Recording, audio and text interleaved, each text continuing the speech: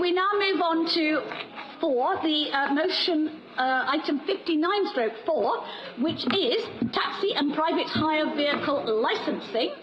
And I think there's an amendment here on this one, but we'll start off. Councillor Quinn, would you like to propose the motion? Oh, I'm sorry, it's a joint motion. This is a joint motion, it is an amendment. So a joint motion between the Labour and Cooperative and Green groups, detailed on 119 of the agenda. So Councillor Quinn is proposing and Councillor Littman is seconding. Councillor Quinn. Okay, well, good evening, Madam Mayor, fellow councillors and ladies and gentlemen. I'm sorry. Thank you. This notice of motion calls on the government to introduce a statutory definition of cross-border hiring, robust national minimum licensing standards for taxis and private hire vehicles across the country in order to protect passengers, and the means for councils to take the necessary enforcement action against any drivers operating in their area. As you are aware, some private hire vehicle PHV drivers have been exploiting the subcontracting clause in the Deregulation Act 2015, which effectively allows them to be licensed by one local authority and operate in the area of another, known as cross-border hiring.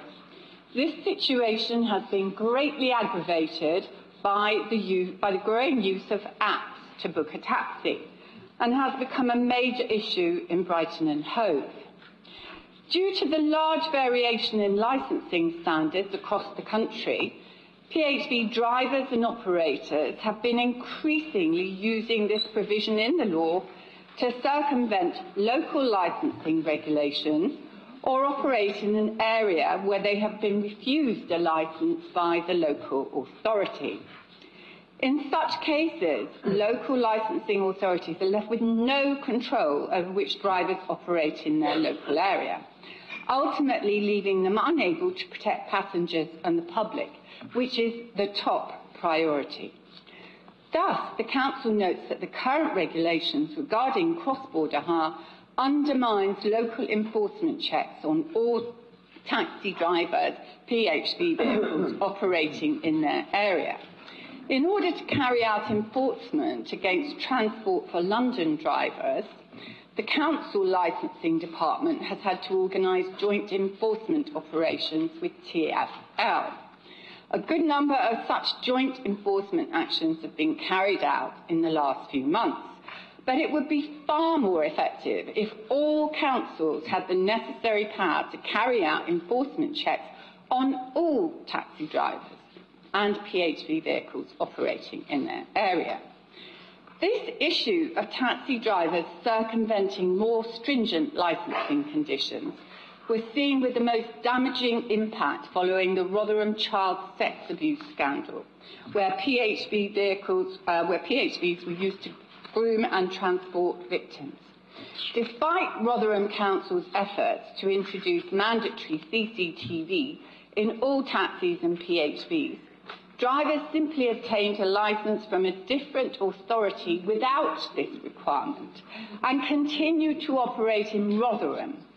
In order to address this problem and ensure that cases such as this never arise again, both a statutory definition of cross-border hiring, such as a journey must begin or end in the driver's area of licence, and robust national minimum licensing standards must be brought into force together. Local authorities should reserve the right to introduce the licensing requirements that they consider necessary to protect their residents, such as in the case of Rotherham and in the case of Brighton and Hove, as our Blue Book is regarded as setting some of the highest standards in the country, as we have CCTV, enhanced DBS checks and a considerable amount of focus on vulnerable customers. Thus, we are already providing a robust licensing scheme for Brighton and Hove licensed taxi drivers, which we are very proud of, and we call for this to become the standard national practice. A definition of cross-border hiring is the only way to put an end to the exploitation of subcontracting. Local authorities must have the power to decide who does and doesn't work in their area. And Brighton and Hove Licensing Department and the Licensing Committee feel very strongly that this power must be introduced in new government legislation, as at present taxis from Salford, Cambridge, Portsmouth and elsewhere are operating in the city, and we have absolutely no control over them. So, our 3 items for consideration have also been put forward by the Institute of Licensing, the Local Government Association and TfL. The All-Party Parliamentary Group on Taxis' national minimum standards also ensure that those who are less able, whether they are in a wheelchair, hard of hearing or suffer from sight loss, know that whenever they get into a taxi, they are safe. They are not speaking. Right, thank you. Now, I've got a little bit of an amendment here. So actually, I think Councillor Dean is going to second. That's correct, isn't it, Councillor Dean? I got that right. And there's obviously an amendment then from the Conservative group, which I think, Councillor, let's just get this right. Hyde is moving. Wales is seconding. Can I ask if the Labour group are going to accept the amendment or not, just in one sentence or not, please? Yes, we are Thank going you. to accept That's the lovely. amendment. That's really helpful to know about the debates. We've got unanimity a bit. Councillor Dean, may I call on you second, please?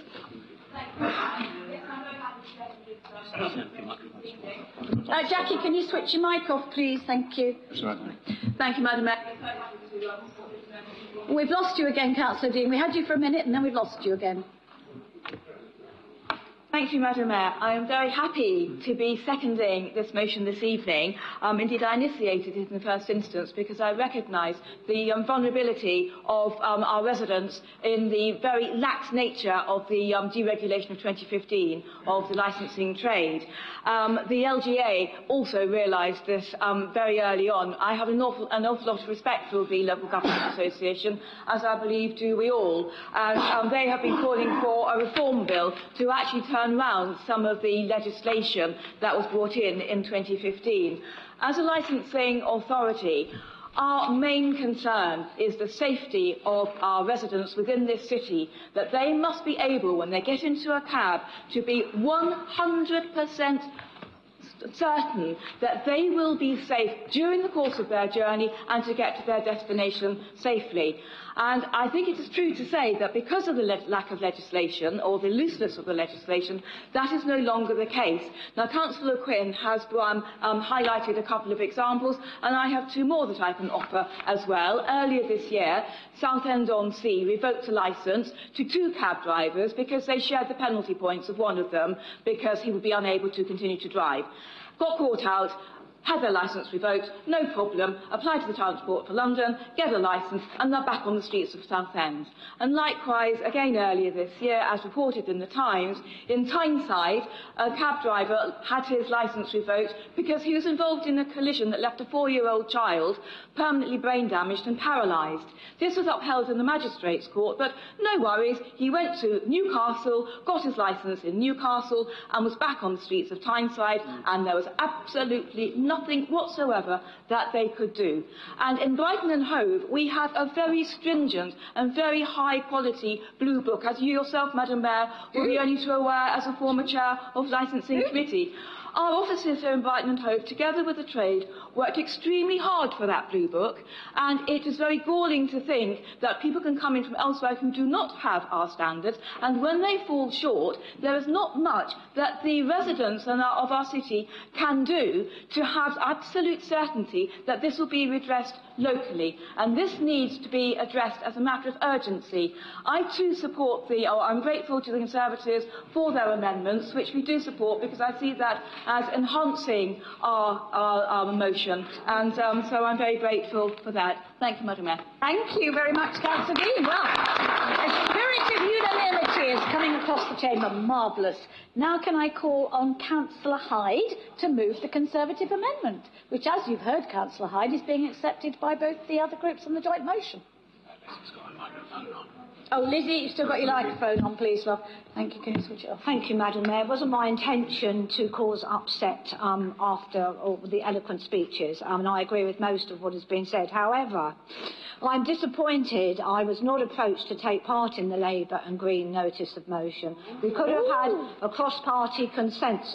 However, the Conservative group now find it necessary to ameliorate the notice of motion with our amendments to enable the notice of motion to serve the purpose which it was intended to do. Before I clarify the Conservative amendments, I must comment on the submission of the actual notice of motion. When I first saw it, my immediate thoughts were, oh, this is Labour and the Greens having to curry favour with the taxi trade, which they did in fact let down massively by deciding not to renew the Uber licence in public.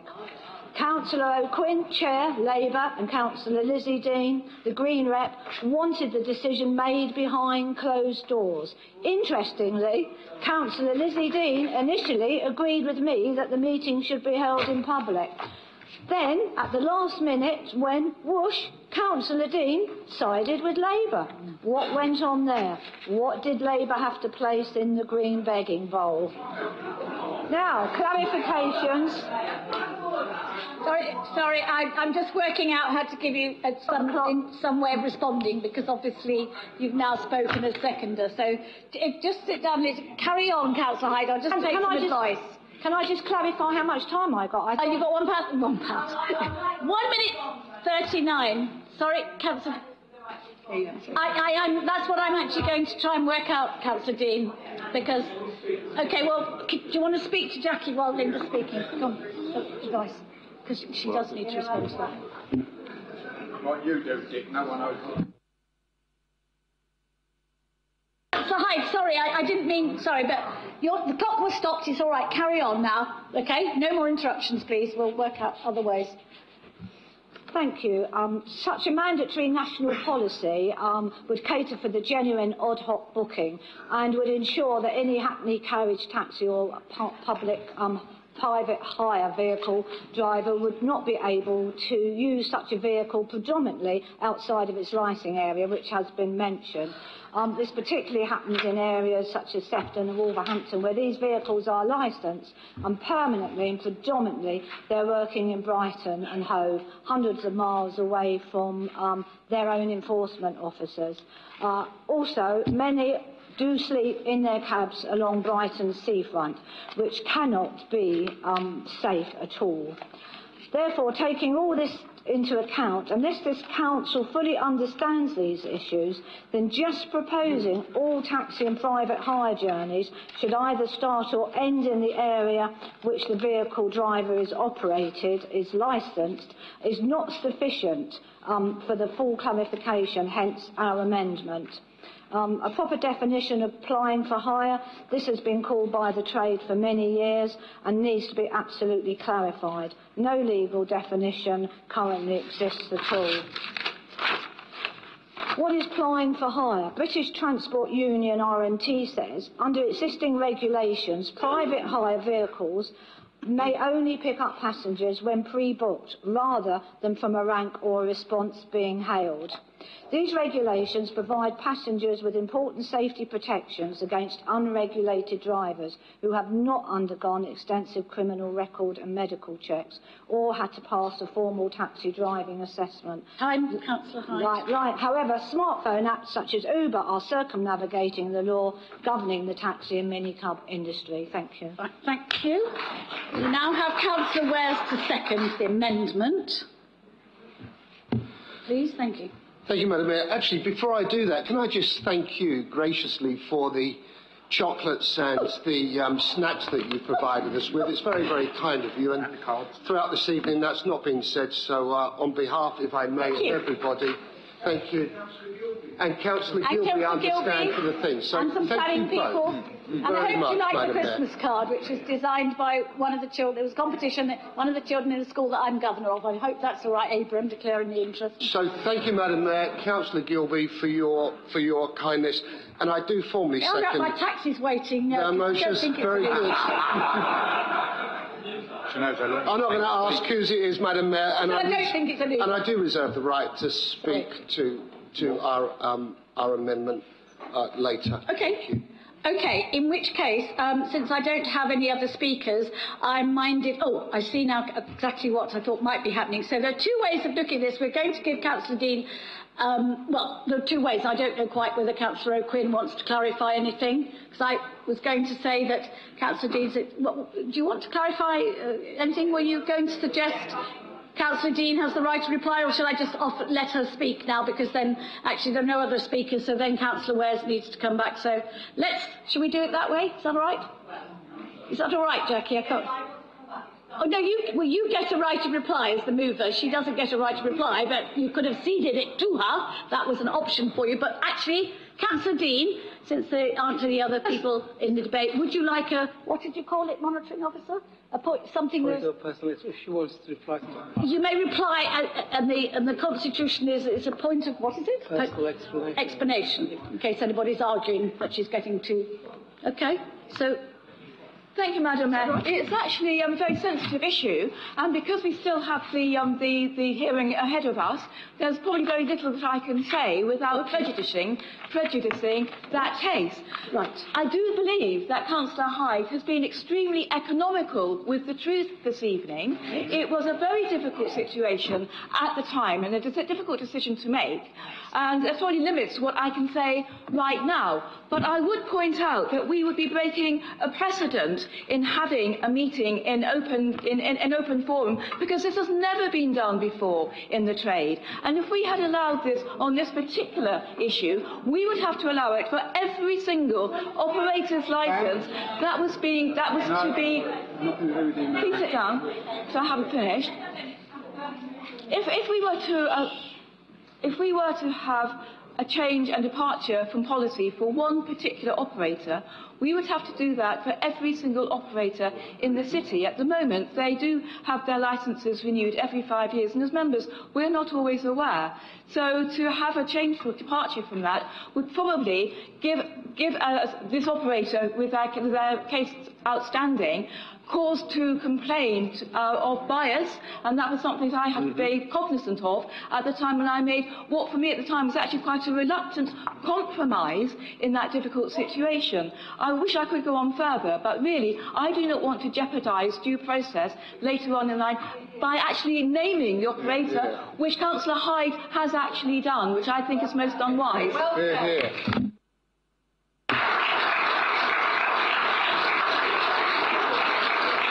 Right. No, sit down a minute, Councillor Mears. I know probably better than most, being a former chair of licensing and who sat on that committee for a long, long time, the difficult issues around this. Now, what I am grateful for is that we seem to have tonight, to take us forward, without naming any particular names, some reform and some issues around the legislation of taxi and private vehicle hire PHV licensing, which will carry on forward, and it's extremely gratifying that both the Labour and Cooperative Group and the Green Group have actually worked together on this. And I'm just slightly in the sense that we're puzzled because the Conservative Group amendment, which you both agree to, great, but I'm kind of sensing there's not exactly the unity that one would necessarily expect at that point. So at this point, I'm not taking any more points of clarifications than anything. What I am going to do is now ask Councillor Wares to exercise his right to speak as the seconder of the amendment, because you pushed that, you didn't take that. So if you'd like to do that now, then this is your moment, Councillor Wares. Not at the moment. I don't think we need any more clarification, Councillor Mears. I think I've done that. I've done that for the meeting. Thank you, Councillor Mears. Okay, whatever. Councillor Wares. I'm sure you will be able to... Thank you, Madam Mayor. Not quite sure how I'm going to follow all of that. And I had a prepared speech that I've now rewritten about 6 times in the last 4 minutes. So, Madam Mayor, actually, I'm just going to deal with one thing. Just to say that the very first application was held by a panel in public, chaired by your good I know. self. So I mean, that said, I'm well, going to... I know more than most people in the chamber. I'm going to move on, Madam Mayor. And, Madam Mayor, deregulation is not necessarily a bad thing, but there are times when legislation is abused and deficiencies become apparent. So we agree with the principle of the motion put by our Labour and Green colleagues, And as it happens, the Conservative government, having now spoken with them, welcomes the initiative by the LGA and is looking forward to debating it in the future. However, the motion is slightly a copy and paste of the LGA's proposals, and I feel that it does miss slightly the opportunity to include subjects that we know our local trade would like to have considered. And we have chatted with them in the last few days, or some of them, and so added some of these more pertinent points. I do concur with Councillor Hyde in that if we had had a conversation, I'm sure we would have reached a good cross-party consensus, and we would have had a better story to send up to the Secretary of State, which I still hope that we will be doing this evening. But in pushing minimum standards, Madam Mayor, if we are going to write to the Secretary of State, let's at least put our city's Blue Book up as the benchmark for the rest of the country to follow. After all, anything less than our Blue Book risks a race to the bottom for standards, and I'm sure no one in this room or our city wishes that to be the case. But as we all know, change to legislation will take some time, so whereas the Conservative amendment, we hope, is considered an enhancement of a good motion, in there are things that should and could be done now to help create a level playing field. And we can do a few things right now, and I hope, Madam Mayor, that we collectively could do something like ditch the idea of the 20% hike in fees for drivers over 65. We could reduce the number from 100 to 10 for wheelchair accessible vehicles. We could crack down on out-of-town drivers who literally camp and sleep on our streets in their vehicles. And we should try and stop TfL vehicles using our bus lanes. So, Madam Mayor, I don't believe our amendment includes anything that our colleagues in the Labour and Green groups should wish to object to. I hope we have their support. I'm not going to say any more. I think enough's been said. Thank you very much, Madam Mayor. Councillor Wares, I think your last few words are very telling there, and I will just re-clarify before I call upon Councillor O'Quinn, you'll probably say it in your speech, that you and this joint motion that you're proposing, you will accept the Conservative amendment. I think is that still the case? In which case I'll call upon you to respond to the debate, Councillor O'Quinn. Yes, there are a few points. Microphone, please, Jackie. There are a few points that I wish to raise. Like Councillor Dean, I am concerned that the name of an operator has been mentioned this evening when it is a very sensitive issue, and I have deliberately kept away from that, and so has Councillor Dean. And we've not talked about this. So, and also I'd just like to say that our two Labour MPs are pushing for very, very robust conditions to be introduced, not a race to the bottom. And so, having said that, you know, we're very happy to accept the amendment and to now have a vote. Thank you very much, Councillor O'Quinn. I think that's good to reiterate that in light of the debate. So we now do move to the debate. To the vote, and I think the amendment has been accepted. So I assume now that Council is happy to proceed to a vote on the amended motion. Does Council agree? The joint notice of motion as amended has been moved. Oh, putting it to the vote again. Right. And I can confirm that the motion as amended has now been agreed. Oh, I think I've lost my script somewhere here, but I think I did that right. Is that right? Thank you. You have now agreed, the amended notice of motion. Thank you very much, Council. Right. So now we move on.